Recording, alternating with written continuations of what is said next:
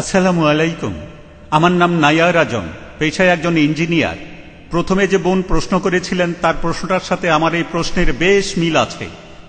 জুমার সময় খুতবা, এটা ঠিক সালার অংশ নয়। এই খুতবা কি আরবি ভাষায় দেয়াটা আবশ্যিক?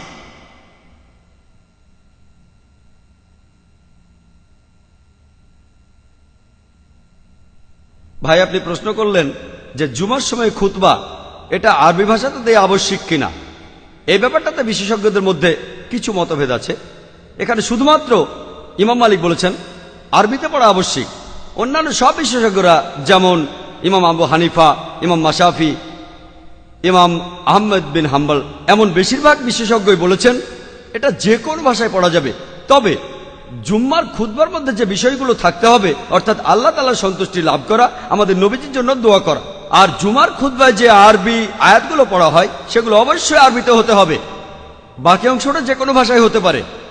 আর এমন কোন সহিহ হাদিস খুঁজে পাবেন না যেখানে নবীজি বলেছেন যে জুমার খুতবা এটা অন্য ভাষায় দেয়া যাবে না। তবে আমি এটাও জানি যে নবীজি সবসময় আরবিতে খুতবা দিয়েছেন, কারণ সে সময়ে আরব দেশের লোকেরা তারা শুধু আরবি ভাষাটাই জানতো, বুঝতো। সেজন্য নবীজিও শুধুমাত্র আরবি ভাষাতেই খুতবা দিয়েছেন। কিন্তু কোন হাদিসই বলছে না যে আরবি ভাষা ছাড়া অন্য কোনো ভাষায় খুতবা দেয়া যাবে না। নবীজি কোন লোককেই বলেননি যে খুতবা আরবি ছাড়া অন্য ভাষায় দেয়া যাবে না। জুম্মার সময় খুতবা দেওয়ার কারণটা হলো এতে করে সমবেত লোকদের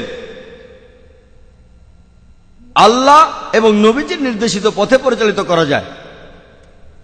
এছাড়াও এতে এই সমবেত লোকজন জানতে পারে যে তাদের আশেপাশে ইদানিং কি ঘটনা ঘটছে। এক কথায় খুতবার মাধ্যমে মুসলিম উম্মাকে পথ দেখানো হচ্ছে। এটা খুবই অযৌক্তিক হবে যদি বলি যে আমি কাউকে এমন ভাষায় উপদেশ দেব যে ভাষাটা সে বোঝে না।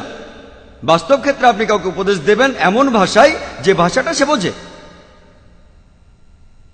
আপনি যদি আমেরিকায় যান, আমেরিকার অনেক মসজিদে ইংরেজিতে খুতবা দেওয়া হয়। এই পৃথিবীতে অনেক মসজিদ আছে যেখানে খুতবা দেওয়া হয় স্থানীয় ভাষায়।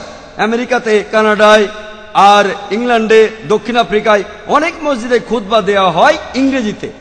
যদি আপনি আরব বিশ্বে যান, আরব দেশগুলোতে, যেহেতু সেখানকার মানুষ আরবি বোঝে, সেখানে খুতবা আরবিতে হবে। তবে গত মাসে আমি কুয়েতে গিয়েছিলাম। যদিও সেখানে বেশিরভাগ মানুষ আরবি বোঝে, তারপরও কিছু মসজিদে খুতবা দেওয়া হয় ইংরেজিতে, কিছু মসজিদে খুতবা দেওয়া হয় উর্দুতে, কিছু মসজিদে খুতবা দেওয়া হয় মালায়ালাম আর অন্যান্য ভাষায়। মসজিদগুলোকে সরকার বিশেষভাবে অনুমতি দিয়েছে যাতে করে বিদেশি লোকজন, যেসব মানুষজন কুয়েত দেশটার নাগরিক নয়, যারা বিভিন্ন দেশ থেকে কুয়েতে এসেছে চাকরি করার জন্য, তাদের জন্য এই খুতবা স্থানীয় ভাষায় দেয়া হবে। তাহলে খুতবা যে কোনো ভাষায় দেয়া যাবে, কিন্তু এখানে শর্ত হলো যে আল্লাহ সুবহানাহু ওয়া তাআলার প্রশংসা আরবিতে হতে হবে, আর আমাদের নবীজির জন্য দোয়াও আরবিতে হতে হবে, আর খুতবার সময় দোয়া আরবিতে হতে হবে। এই দোয়ায় মাত্র কয়েকটা আয়াত রয়েছে, কয়েকটা লাইন। খুতবার সময় সেটার অনুবাদ করতে পারেন, তাহলে এতে কোনো সমস্যা নেই। সত্যি বলতে মানুষকে উৎসাহিত করতে হবে যে যখন খুতবা পড়া হবে সেটা যেন স্থানীয় ভাষায় পড়া হয়। সেটুকু বাদে যেগুলোর কথা বলেছি এটা আরবিতে হবে, তবে অনুবাদটাও বলা যাবে।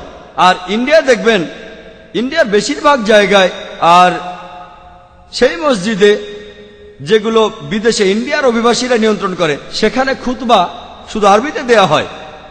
কিছু মসজিদে দেখবেন প্রি খুতবা, নতুন জিনিস প্রি খুতবা, সেটা স্থানীয় ভাষায় দেয়া হয়।